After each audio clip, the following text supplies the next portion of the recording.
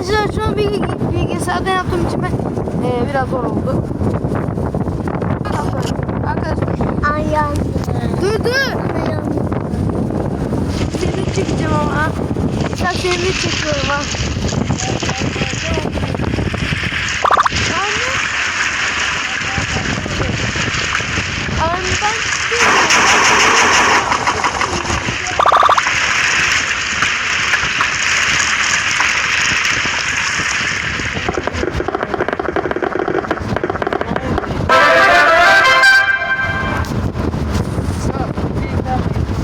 Ne oldu babacığım?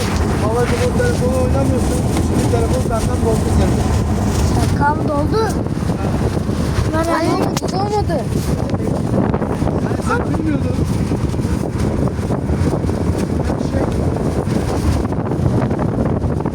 İsmail ne elinden alıyorsun? Baksana çocuk odası.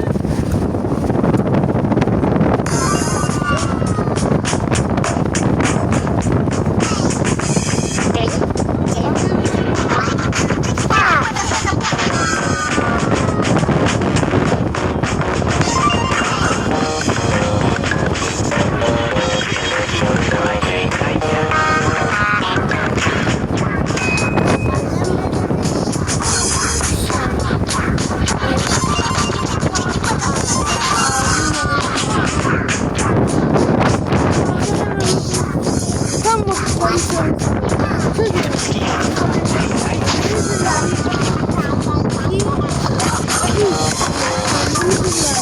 Sonuç.